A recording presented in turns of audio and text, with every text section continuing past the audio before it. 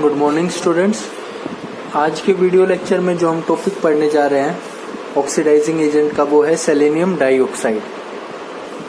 इसका अगर मैं स्ट्रक्चर देखूँ तो Sc डबल बॉन्ड O।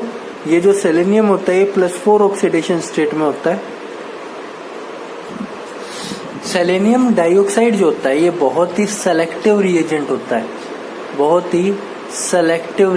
होता है, इसकी सेलेक्टिविटी हम अब देखेंगे, ठीक है। अच्छा, इसमें अगर मैं बात करूं तो कौन कौन से सॉल्वेंट यूज किए जाते हैं, सॉल्वेंट के एंड पे बात करूंगा तो सॉल्वेंट यहाँ पे इथेनॉल होता है, सॉल्वेंट एसिटिक एसिड होता है, एसिटिक एनहाइड्राइड होता है, डाइऑक्सेन होता है। ये सारे सॉल्वेंट यूज किए जा सकते हैं, ठीक है। ये सारे सॉल्वेंट यूज किए जाते हैं। सिंथेटिक यूटिलिटी की बात करते हैं। सिंथेटिक यूटिलिटी कि हमें ये रिएजेंट हमारे लिए किस तरह से यूजफुल है। सबसे पहली सिंथेटिक यूटिलिटी इसकी अगर मैं बात करूं तो क्या होगा, ऑक्सीडेशन ऑफ अलाइलिक सबस्ट्रेट। आपको अलाइलिक पोजीशन पता है, CH2 डबल बॉन्ड CH2। ये अलाइलिक पोजीशन होती है।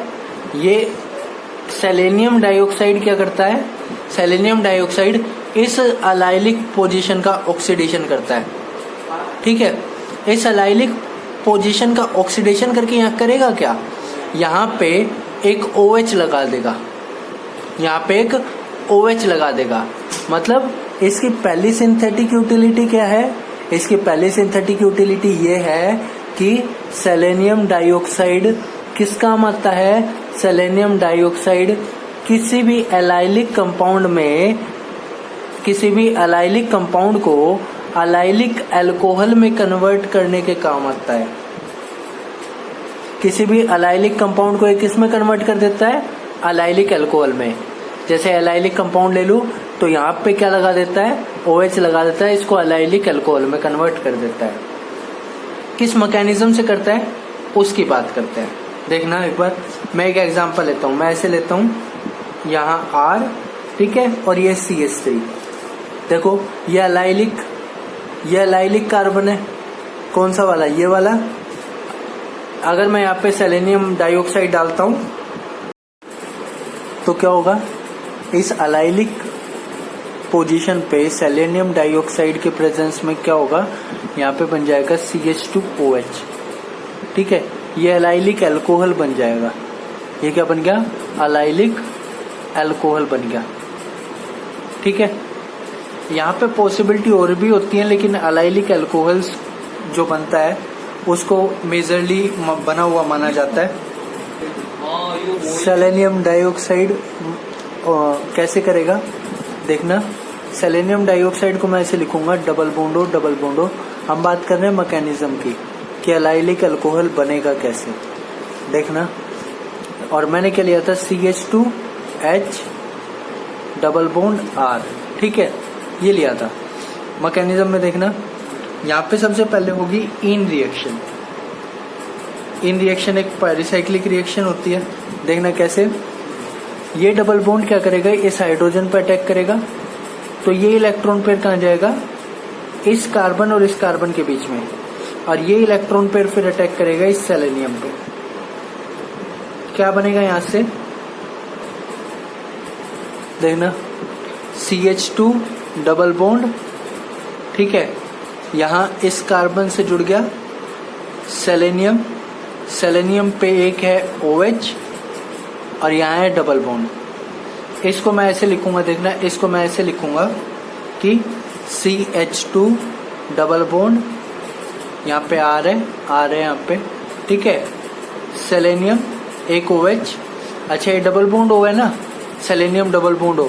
इस इलेक्ट्रॉन पेयर को ऑक्सीजन पे लिखूंगा तो मैं ऐसे लिख सकता हूँ O नेगेटिव और सेलेनियम पे पॉजिटिव, ठीक है, ऐसे लिख सकता हूँ। अब यहाँ पे होगी 2-3 सिग्मा ट्रोपिक रीअरेंजमेंट। कैसे देखना, 1-1, इस सिग्मा बॉन्ड को 1-1 देता हूँ तो यहाँ 2 3 और ये 2 पोजीशन। ये इलेक्ट्रॉन पेयर इस CH2 पे अटैक करेगा, ये इलेक्ट्रॉन पेयर इन दोनों कार्बन, इस कार्बन और इस कार्बन के बीच ये डबल बॉन्ड है, ठीक है। ये इलेक्ट्रॉन पेयर सेलेनियम पे, तो देखो जब ये इलेक्ट्रॉन पेयर सेलेनियम पे जाएगा तो सेलेनियम का पॉजिटिव चार्ज खत्म, और ये O नेगेटिव जब यहाँ अटैक करेगा तो यहाँ O नेगेटिव खत्म।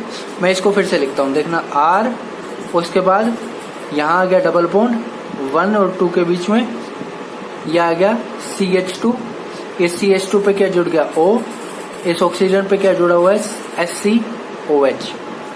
ये इसको मैंने नंबर दिया था 2 और इसको दिया था 1। देखो इस 3 और इस 2 के बीच बॉन्ड बन गया, ठीक है। तो ये होगी 2,3 सिग्मा ट्रॉपिक रीअरेंजमेंट। अब होगा यहाँ से हाइड्रोलिसिस, H2O या फिर अल्कोहल भी डाल सकते हैं। इस सेलेनियम और इस हाइड्रोजन का बॉन्ड ब्रेक होगा, सेलेनियम और हाइड्रोजन का बॉन्ड ब्रेक होगा, तो मैं ऐसे कहता हूँ यहाँ पे H लगेगा, यहाँ पे सेलेनियम के साथ OH लगेगा, SCOH ट्वाइस बाहर निकल जाएगा, और ये क्या बन जाएगा R डबल बॉन्ड CH2OH। ये क्या बन गया, ये बन गई अलाइलिक अल्कोहल। रिएक्शन के बाद देखना हमने क्या लिया था, हमने लिया था SCO2। रिएक्शन के बाद ये किस में कन्वर्ट हो गया, SCOH ट्वाइस। अगर देखें तो यहाँ पे सेलेनियम +4 में था, +2 में सेलेनियम का क्या हो गया, सेलेनियम का हो गया रिडक्शन, और इस एल्कीन को सेलेनियम ने क्या कर दिया, ऑक्सीडाइज कर दिया, खुद रिड्यूस हो गया, एल्कीन को ऑक्सीडाइज कर दिया। तो रिड्यूस हो गया, तो रिएक्शन में ये क्या हो गया, ये डिस्ट्रॉय हो गया। हमें क्या करना पड़ेगा, इसको रीजनरेट करना पड़ेगा। रीजनरेट वापस किस में करना पड़ेगा, SCO2 में रीजनरेट करना पड़ेगा। और ये रीजनरेट करने के लिए हम क्या डालेंगे, टर्शियरी ब्यूटाइल हाइड्रोपेरोक्साइड डालेंगे रिएक्शंस में सेलेनियम की, ताकि एक बार रिएक्शन के बाद जब सेलेनियम रिड्यूस हो जाए तो ये वापस से रीजनरेट किया जा सके, SCO2 में वापस रीजनरेट किया जा सके। आपको टर्शियरी ब्यूटाइल हाइड्रोपेरोक्साइड का जगह ऐसे भी लिखा मिल जाएगा। अगर आपको ध्यान हो तो ये हमने शार्पलेस एसिमेट्रिक एपॉक्सीडेशन में भी यूज किया था, जो मैंने वीडियो लेक्चर्स बनाए थे उसमें, ठीक है। इस अलाइलिक अल्कोहल के फॉर्मेशन में देखना बच्चों, हमने क्या कहा, सेलेनियम डाइऑक्साइड क्या करता है, इस अलाइलिक पोजीशन पे जब मैं सेलेनियम डाइऑक्साइड डालूंगा तो क्या बना देता है, यहाँ CH2OH बना देता है, ठीक है। इस अलाइलिक अल्कोहल के फॉर्मेशन में हमें कुछ बातों का ध्यान रखना होगा, इस एल्कीन से रिलेटेड कुछ बातों का ध्यान रखना होगा। पहला पॉइंट देखना, पहला पॉइंट ये है कि अगर मैं कोई ट्राई सब्स्टिट्यूटेड एल्कीन ले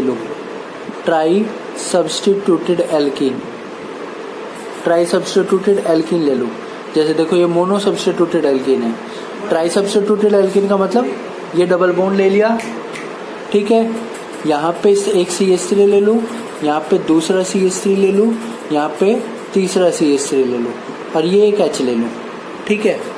ट्राई सब्स्टिट्यूटेड एल्कीन ले लूँ तो, और फिर मैं सेलेनियम डाइऑक्साइड डालूँ तो देखना ये भी एलाइलिक पोजीशन है, ये भी एलाइलिक पोजीशन और ये भी एलाइलिक पोजीशन है, ठीक है। इस ट्राई सब्स्टिट्यूटेड एल्कीन में देखना इस कार्बन पे कितने अल्काइल ग्रुप हैं, 1, और इस कार्बन पे कितने अल्काइल ग्रुप हैं, 2। तो मैं क्या कहूँगा, इस ट्राई सब्स्टिट्यूटेड एल्कीन में ये जो कार्बन है इसको मैं 2 अल्काइल ग्रुप होने के कारण डाई सब्स्टिट्यूटेड कहूँगा, ठीक है। और यहाँ पे 1 अल्काइल ग्रुप होने के कारण इसको मोनो सब्स्टिट्यूटेड कहूँगा। इतनी बात समझ आ रही है, मोनो सब्स्टिट्यूटेड, ठीक है। टोटल मिला के 2 + 1 ट्राई सब्स्टिट्यूटेड हो गया, ठीक है। तो ये सेलेनियम डाइऑक्साइड इस ट्राई सब्स्टिट्यूटेड एल्कीन के केस में OH ग्रुप कहाँ लगाएगा, OH ग्रुप लगाएगा इस डाई सब्स्टिट्यूटेड वाली साइड, यानी यहाँ या तो OH यहाँ लगेगा या OH यहाँ लगेगा, लेकिन OH यहाँ नहीं लगेगा, यानी आपको ये प्रोडक्ट नहीं मिलेगा। आपको CH3 डबल बॉन्ड CH2OH ये प्रोडक्ट नहीं मिलेगा, इस बात का ध्यान रखना। ये सबसे पहला पॉइंट है।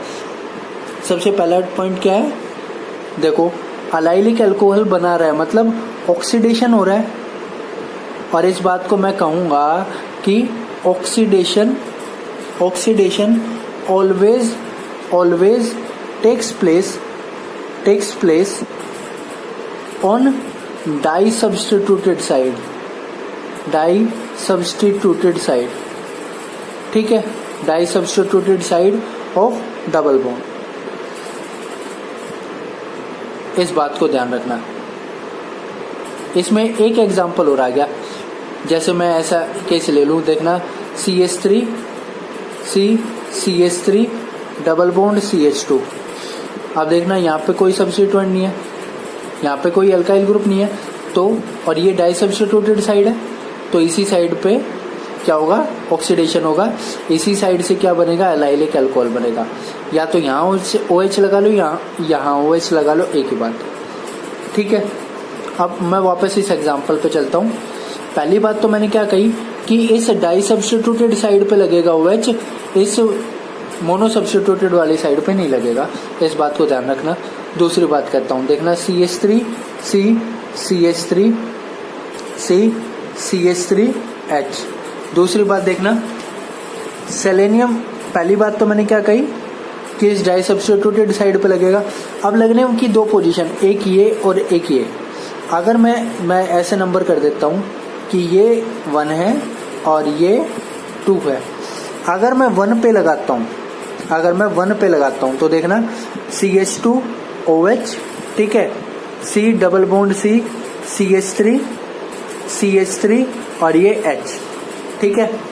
और अगर मैं 2 पे लगाता हूँ OH, तो क्या प्रोडक्ट बनेगा, देखना CH3 CH2OH double bond C CH3H। अगर EZ नोमेनक्लेचर के हिसाब से करें तो ये जो है ये Z एल्कीन है, और ये E एल्कीन है, ये E एल्कीन है। हमेशा E एल्कीन बनती है, Z एल्कीन नहीं बनती। 2 पॉइंट बताए मैंने आपको। डाई सब्स्टिट्यूटेड साइड पे OH लगेगा, मोनो सब्स्टिट्यूटेड वाली पे नहीं लगेगा, या अनसब्स्टिट्यूटेड वाली, यहाँ पे एक H कर दूं तो ये अनसब्स्टिट्यूटेड साइड होगी, इधर नहीं, डाई सब्स्टिट्यूटेड वाली पे। दूसरी बात, OH उस कार्बन पे लगाना जिस पे OH लगने के बाद जो डबल बॉन्ड है वो E हो, यानी ये E एल्कीन बने, कभी भी Z एल्कीन नहीं बनेगी, हमेशा E एल्कीन बनानी आपको। इस बात को स्पेशली ध्यान रखना कि सेलेनियम डाइऑक्साइड के साथ अलाइलिक अल्कोहल जो बनेगा वो हमेशा E ज्योमेट्री का बनेगा। ये पहला पॉइंट है, ठीक है। इसके लिए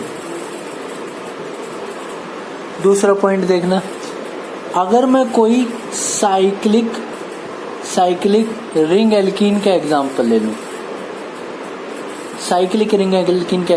लूं, ठीक है। देखना मैं इस एग्जांपल को लेता हूँ। मैंने लिया ये एग्जांपल CH3 और मैंने डाला सेलेनियम डाइऑक्साइड पहले स्टेप में, दूसरे स्टेप में डाला हाइड्रोलिसिस के लिए वाटर या ब्यूटेनॉल भी डाल सकते हो, ठीक है। सेलेनियम डाइऑक्साइड के साथ जो टर्शियरी ब्यूटाइल हाइड्रोपेरोक्साइड डाला ही जाता है, ठीक है। अब एक चीज देखना, देखो ये कार्बन है, इस पे एक हाइड्रोजन लगा है। क्या मैं इस कार्बन को मोनो सब्स्टिट्यूटेड कह दूं? मोनो सब्स्टिट्यूटेड क्यों कह दूं? देखना ये एक ही अल्काइल ग्रुप से जुड़ा है। इस वाले कार्बन को डाई सब्स्टिट्यूटेड कह दूं? क्यों? ये 2 कार्बन से जुड़ा है।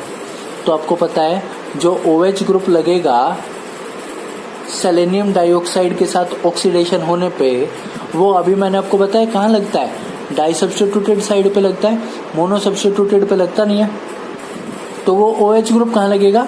इस डाई सब्स्टिट्यूटेड साइड पे लगेगा, इस मोनो सब्स्टिट्यूटेड साइड पे नहीं लगेगा। पहली बात तो ये। कि OH कहाँ लगाना है, OH लगाना है डाई सब्स्टिट्यूटेड साइड पे, सब्स्टिट्यूटेड साइड पे, ठीक है। दूसरी बात देखना, अब ये देखो डाई सब्स्टिट्यूटेड में अगर मैं देखूं तो ये रिंग वाला कार्बन है और इसको मैं साइड चेन वाला कार्बन कह सकता हूं, ठीक है। तो साइक्लिक रिंग के जो भी एग्जाम्पल होंगे उसमें जब डाई सब्स्टिट्यूटेड साइड पे OH लगाओगे तो उस OH को हमेशा रिंग वाले कार्बन पे लगाना है, साइड चेन वाले पे नहीं लगाना। मतलब यहाँ पे जो प्रोडक्ट बनेगा वो ये बनेगा, यहाँ पे CH3, ये OH और ये H, ये प्रोडक्ट बनेगा। यहाँ इस CH3 पे OH नहीं लगेगा। इस साइक्लिक रिंग एल्कीन के केस में आपको यही बात ध्यान रखनी है। और ध्यान रखने के लिए एग्जांपल ध्यान रख लेना कि OH डाई सब्स्टिट्यूटेड साइड पे लगाना है और रिंग में लगाना है, साइड चेन में नहीं लगाना है। इस बात को स्पेशली मेंशन करना, स्पेशली ध्यान रखना। ना तो यहाँ पे ये प्रोडक्ट बनेगा, देखना, ना तो यहाँ पे ये प्रोडक्ट बनेगा, CH2OH यहाँ लगा दिया, ठीक है, और ना ये नहीं बनेगा, और साथ ही साथ ये प्रोडक्ट भी नहीं बनेगा कि मैंने OH जो है यहाँ लगा दिया। ये क्यों नहीं बनेगा? क्योंकि ये मोनो सब्स्टिट्यूटेड साइड थी, हमें OH डाई सब्स्टिट्यूटेड साइड पे लगाना था। ये क्यों नहीं बनेगा? क्योंकि जो OH ग्रुप है वो हमेशा रिंग में आता है, इस साइड चेन पे नहीं आता, इसलिए ये नहीं बनेगा, ठीक है। तीसरी इसके पॉइंट को देखना, अगर सारे फैक्टर सेम है, if all the above factors are same, मैं एग्जांपल लूंगा, देखना। अगर ऊपर के सारे फैक्टर सेम हो, यानी दोनों साइड डाई सब्स्टिट्यूटेड आ जाए, ठीक है, आप डिसाइड ना कर पा रहे हो, तो देखना इथेनॉल के सॉल्यूशन में जो ऑक्सीडेशन की, या इथेनॉल के सॉल्यूशन में जो प्रेफर्ड ऑर्डर ऑफ रिएक्टिविटी है, वो है CH2 की ज्यादा, उसके बाद CH3 की, और उसके बाद CH की। प्रेफर्ड ऑर्डर ऑफ रिएक्टिविटी का मतलब OH का लगना। मैं ये कह रहा हूं कि अगर ऊपर वाले जो 2 पॉइंट मैंने डिस्कस किए वो सारे फैक्टर सेम हो जाते हैं, तो आप OH इथेनॉल के सॉल्यूशन के केस में OH कहाँ लगाओगे? OH CH2 को प्रेफर करोगे लगाने के लिए। अगर CH2 नहीं है तो CH3 को प्रेफर करोगे, और CH3 भी नहीं है तो CH को प्रेफर करोगे। देखना बच्चों, एक एग्जांपल देखना। मैं एग्जांपल लेता हूँ CH3 CH2 C double bond C H CH3 और यहाँ पे लिखता हूँ CH3, ठीक है। ये एलाइलिक कार्बन है, ठीक है, ये एलाइलिक कार्बन है, ये भी एलाइलिक है, ये भी एलाइलिक है, ठीक है। और मैं कंडीशन लेता हूँ HCO2 की, ठीक है। इसके साथ मैंने डाला टर्शियरी ब्यूटाइल हाइड्रोपेरोक्साइड ACOH। ये रिएक्शन की पहली कंडीशन ले लेता हूँ। दूसरी कंडीशन में आपको क्या करना है? हाइड्रोलिसिस करना है। तो क्या बनेगा? देखो आपको एल्कीन कौन सी बनानी है? आपको एल्कीन ई एल्कीन बनानी है। साथ ही साथ डाई सब्स्टिट्यूटेड साइड पे आपको ऑक्सीडेशन करना है। तो देखो ये डाई सब्स्टिट्यूटेड साइड है, इस डाई सब्स्टिट्यूटेड साइड पे लगाऊंगा ग्रुप। कौन सा ग्रुप लगाऊंगा? OH ग्रुप लगाऊंगा। अब एक चीज ध्यान देना, अगर मैं यहाँ पे OH लगाता हूँ, तो ये जो एल्कीन बनेगी ये जेड एल्कीन बनेगी। यहाँ पे OH लगाता हूँ तो जो एल्कीन बनेगी वो ई एल्कीन बनेगी। तो मुझे OH यहाँ पे लगाना होगा। क्या बनाऊंगा मैं? देखना, CH3 CH OH, एक H हटाया, OH लगाया, C double bond C H, यहाँ पे CH3 और यहाँ पे CH3। अब देखो हम जो है EZ नोमेनक्लेचर करते हैं, उसके लिए CIP रूल का यूज करते हैं। तो इस कार्बन पे जो 2 ग्रुप लगे हैं, इन दोनों को प्रायोरिटी दूं तो ये पहली प्रायोरिटी, ये दूसरी। इस कार्बन पे जो 2 ग्रुप लगे इनको प्रायोरिटी दूं तो ये पहली और ये दूसरी। Same priority group opposite side है, तो ये कौन सी एल्कीन बन गई? ई एल्कीन बन गई। और हमें ई बनानी थी, इसलिए मैंने OH कहाँ लगाया? OH यहाँ पे लगाया है। ठीक है, देखना बच्चों, एक एग्जाम्पल को देखना।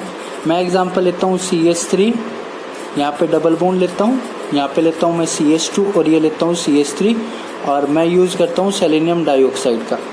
ठीक है, अब इस एल्कीन को देखोगे तो ये एल्कीन जो है ये मोनो सब्स्टिट्यूटेड एल्कीन है। देखो इस कार्बन पे एक ऊपर H लगा है, यहाँ CH3, इस कार्बन पे एक H लगा है, एक CH2 लगा है। ठीक है, ये मोनो सब्स्टिट्यूटेड है। अब इन दोनों कार्बन को देखो, ये मोनो सब्स्टिट्यूटेड है और साथ ही साथ सारे फैक्टर सेम है।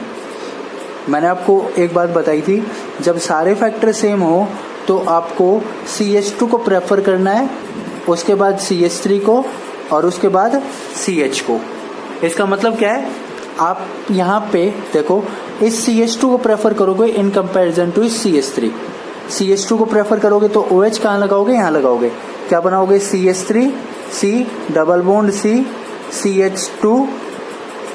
CH2 नहीं CH, OH, और यहाँ एक CH3।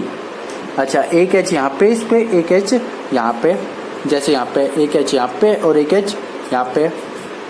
अब आप इसका EZ करके देख सकते हो। देखो इस कार्बन के दो ग्रुप, इन दोनों को प्रायोरिटी दो तो ये पहला प्रायोरिटी, ये दूसरा। इस कार्बन के दो ग्रुप, इन दोनों को प्रायोरिटी दो तो ये पहला और ये दूसरा। Same priority group opposite side हो गए तो एल्कीन कैसे बन गई? ई एल्कीन बन गई। इस बात को ध्यान रखना कि आपको ई ही एल्कीन बनानी है, जेड नहीं बनानी है। ले लेता हूँ double bond CH2, CH3, CH3, CH3 और CH3। देखना दोनों कार्बन डाई सब्स्टिट्यूटेड हो गए, दोनों कार्बन डाई सब्स्टिट्यूटेड हो गए। अब किसको प्रेफर करोगे? ये क्या है? CH3 है, ये CH3 है, ये CH3 है, ये CH2 है। यहाँ OH लगाओगे, यहाँ OH लगा के क्या बनाओगे? C double bond C, CH, CH3, OH, एक मिथाइल यहाँ, एक यहाँ और एक यहाँ। ठीक है, इस बात को ध्यान रखना बच्चों। एक एग्जाम्पल और देखना। मैं एग्जाम्पल लेता हूँ इस एल्कीन का, डबल बॉन्ड OAC।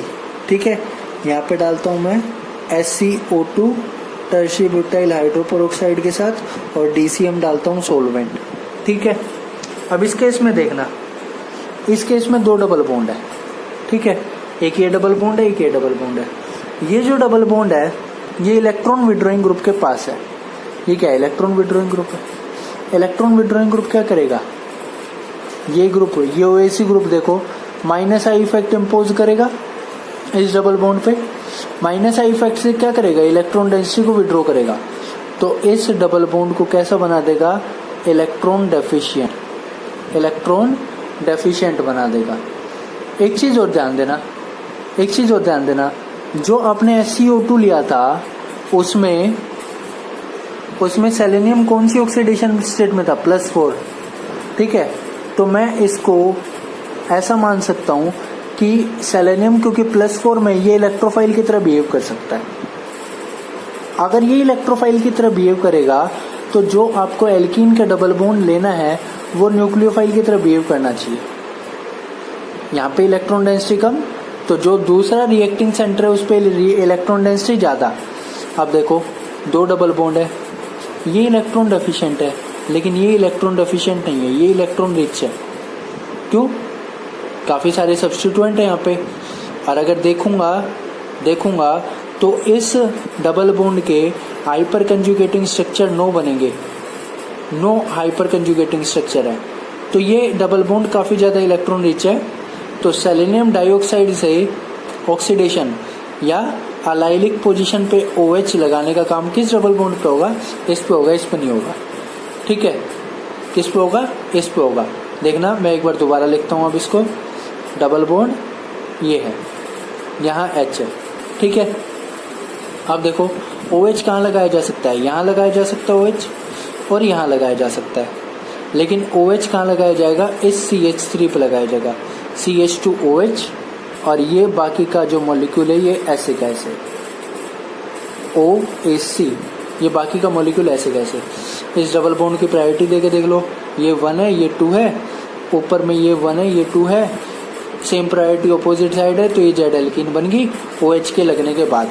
और यही मैंने आपको कहा था कि OH के लगने के बाद जो एल्कीन बनेगी वो जेड बननी चाहिए, ई नहीं बननी चाहिए। तो आपको यहाँ से क्या बात ध्यान रखनी है कि अगर किसी कंपाउंड में 2 डबल बॉन्ड आ जाए तो इलेक्ट्रॉन रिच जो डबल बॉन्ड होगा सेलेनियम डाइऑक्साइड उसके साथ रिएक्ट करेगा, इलेक्ट्रॉन डेफिशिएंट डबल बॉन्ड के साथ रिएक्ट नहीं करेगा। इस बात को ध्यान रखना। अब हम सेलेनियम डाइऑक्साइड की सेकेंड सिंथेटिक यूटिलिटी की बात करते हैं। Second synthetic utility, second synthetic utility क्या है सेलेनियम डाइऑक्साइड की, देखना मैं ये लेता हूँ R C double bond O CH2 CH3। तो इस कार्बोनिल के बगल में ये जो CH2 है ना, CH2 को क्या कहते हैं, मिथाइलिन, मिथाइलिन, ठीक है। और ये कार्बोनिल ग्रुप कैसा है, इलेक्ट्रॉन विड्रॉइंग ग्रुप है। इलेक्ट्रॉन विड्रॉइंग ग्रुप है तो ये क्या करेगा, यहाँ से इलेक्ट्रॉन डेंसिटी विड्रॉ करेगा, ठीक है। इलेक्ट्रॉन डेंसिटी विड्रॉ करने के कारण इस कार्बन पे जो ये हाइड्रोजन लगे हैं, ये जो हाइड्रोजन लगे हैं ये एसिडिक हाइड्रोजन हो जाएंगे। और ये जो मिथाइलिन है ये कैसा मिथाइलिन बन जाएगा, एक्टिव मिथाइलिन बन जाएगा। एक्टिव मिथाइलिन का मतलब कार्बोनिल के बगल में जो CH2 होता है वो एक्टिव मिथाइलिन होता है, ठीक है। और यहाँ पे अगर मैं सेलेनियम डाइऑक्साइड के साथ रिफ्लक्स करा दूं, रिएक्शन करा दूं, ठीक है, एक्टिव मिथाइलिन ग्रुप, या फिर देखना RC double bond O CH3, देखना ये एक्टिव मिथाइलिन था, ये कैसा ग्रुप है, ये मिथाइल ग्रुप है, ठीक है, ये मिथाइल ग्रुप है। अच्छा देखना ये कार्बोनिल ग्रुप फिर से इलेक्ट्रॉन विड्रॉइंग, ये क्या करेगा, यहाँ से इलेक्ट्रॉन डेंसिटी विड्रॉ करेगा। इलेक्ट्रॉन डेंसिटी के विड्रॉ करने पे क्या होगा, इस कार्बन पे पॉजिटिव चार्ज आएगा, कार्बन हाइड्रोजन से विड्रॉ करेगा, हाइड्रोजन पे पॉजिटिव चार्ज आएगा, और ये मिथाइल ग्रुप कैसा हो जाएगा, एक्टिव मिथाइल ग्रुप, ठीक है। तो चाहे एक्टिव मिथाइलिन हो चाहे एक्टिव मिथाइल हो, अगर मैं सेलेनियम डाइऑक्साइड के साथ रिएक्शन कराता हूँ तो क्या होगा, यहाँ से 2H हटेंगे और यहाँ डबल बॉन्ड O लग जाएगा, क्या बनेगा, RC double bond O C double bond O CH3 और RC double bond O C double bond O H। यानी अगर मैं इसे नाम दूं तो इन कंपाउंड को मैं 1,2 डाई कार्बोनिल कंपाउंड कह सकता हूँ, 1,2 डाई कार्बोनिल कंपाउंड कह सकता हूँ। और यही सेलेनियम डाइऑक्साइड की सेकंड सिंथेटिक यूटिलिटी है कि सेलेनियम डाइऑक्साइड एक्टिव मिथाइलिन या एक्टिव मिथाइल ग्रुप को कार्बोनिल में बदलता है और 1,2 डाई कार्बोनिल कंपाउंड की फॉर्मेशन करता है, 1,2 डाई कार्बोनिल कंपाउंड की फॉर्मेशन करता है। जैसे एग्जांपल के लिए देखना, मैं इस एग्जांपल को ले लेता हूँ, ये डबल बॉन्ड हो और मैंने यहाँ पे डाला SiO2 और रिफ्लेक्स किया, ठीक है। कई जगह आपको रिफ्लेक्स लिखा मिलेगा, कई जगह लिखा भी नहीं मिलेगा, ठीक है, तो कोई वो बड़ा इशू नहीं है, ठीक है। ये देखो ये CH2 एक्टिव मिथाइलिन है। सेलेनियम डाइऑक्साइड का फंक्शन यहाँ से 2H को हटाना और 2H हटा के डबल बॉन्ड O लगाना, तो ये क्या बन गया, 1,2 डाई कीटोन बन गया, 1,2 डाई कीटोन। 1,2 डाई कीटोन क्या होता है, 1,2 डाई कीटोन भी एक डाई कार्बोनिल कंपाउंड होता है, तो इस बात को ध्यान रखना। एक दो एग्जांपल और देखना, मैं ये एग्जांपल लेता हूँ, ये एरोमेटिक रिंग ले लेता हूँ, यहाँ पे OMe, यहाँ पे OMe, ठीक है, और यहाँ पे डबल बॉन्ड O, और फिर मैं डालता हूँ सेलेनियम डाइऑक्साइड, ठीक है, किसके साथ, ACOH के साथ डाल देता हूँ, ठीक है। देखो ये एक्टिव मिथाइलिन है, कार्बोनिल के बगल वाला मिथाइलिन एक्टिव मिथाइलिन, कार्बोनिल के बगल वाला मिथाइल एक्टिव मिथाइल। वहां से क्या करेगा, 2 हाइड्रोजन हटाएगा और 2 हाइड्रोजन हटा के डबल बॉन्ड O लगा देगा, ठीक है। ये हमारा बन गया फाइनल प्रोडक्ट। ऐसे ही मैं एक एग्जांपल और ले सकता हूँ, देखना ये मैंने एरोमेटिक रिंग ली, ये कंपाउंड लिया मैंने मिथाइल डबल बॉन्ड O और यहाँ पे मैं डाल देता हूँ सेलेनियम डाइऑक्साइड एसिटिक एसिड के साथ। अब देखो ये पोजीशन एक्टिव मिथाइलिन ग्रुप है, तो सेलेनियम डाइऑक्साइड क्या करेगा, यहाँ पे भी क्या बना देगा, यहाँ पे बना देगा double bond O, double bond O बना देगा यहाँ पे, ठीक है। 1,2 डाइकार्बोनिल कंपाउंड, 1,2 डाइकार्बोनिल कंपाउंड में बेंजिल बेंजिलिक एसिड रीअरेंजमेंट हो सकती है। Benzyl benzylic acid, benzyl benzylic acid rearrangement हो सकती है, इस बात को ध्यान रखना। Benzyl benzylic acid rearrangement OH negative मतलब बेस की प्रेजेंस में, ठीक है। थर्ड सिंथेटिक यूटिलिटी देखना, third synthetic utility, synthetic utility ये क्या करता है, ये बेंजाइलिक कार्बन को, बेंजाइलिक कार्बन को जो SCO2 होता है वो ऑक्सीडाइज कर देता है, बेंजाइलिक कार्बन को ऑक्सीडाइज। तो इसकी थर्ड सिंथेटिक यूटिलिटी क्या है, oxidation, oxidation of benzylic carbon, benzylic carbon, ठीक है। और उसको किस में बदल देता है, या तो एल्डिहाइड में या फिर कीटोन में। इस बेंजाइलिक कार्बन को ऑक्सीडाइज करके या तो एल्डिहाइड बनाता है या कीटोन बनाता है। एक एग्जांपल लेना, मैं लेता हूँ, ये लेता हूँ बेंजल्डिहाइड ले लेता हूँ ना, टोल्यूइन ले लेता हूँ और मैंने डाला SeO2, ये बेंजाइलिक कार्बन है। इस बेंजाइलिक कार्बन को किस में बदल देगा, इस बेंजाइलिक कार्बन को बदल देगा ये CH डबल बॉन्ड O में, यानी 2 हाइड्रोजन हटाएगा, डबल बॉन्ड O लगा देगा। देखना एक और एग्जांपल देखना, मैं लेता हूँ एग्जांपल किसका, H, ये एग्जांपल लेता हूँ डाइफिनाइल मीथेन का, ठीक है, SCO2, ठीक है। तो ये बेंजाइलिक कार्बन है, यहाँ से 2H हटाएगा, यहाँ से 2H हटाएगा और यहाँ पे डबल बॉन्ड O लगा देगा। क्या नाम है इसका, कीटोन बन गया, ये कीटोन बन गया, बेंजोफिनोन, ठीक है, ये कीटोन बन गया। इस बात को ध्यान रखना। जैसे एक एग्जांपल और देखना, मैं पिरिडीन का एग्जांपल लेता हूँ और ये CH3 ले लेता हूँ। यहाँ पे मैंने डाला SeO2, SeO2 क्या करेगा, देखो ये एरोमेटिक नेक्स्ट वाला कार्बन है, बेंजाइलिक की तरह ही है, ठीक है। तो इसको क्या करेगा, इसको बदल देगा ये CHO में, CH डबल बॉन्ड O में, ठीक है। ऐसे ही एक एग्जांपल लेता हूँ, ये 2 हाइड्रोजन, SeO2 डाल दिया, यहाँ से 2H हटाएगा, यहाँ पे डबल बॉन्ड O लगा देगा, डबल बॉन्ड O।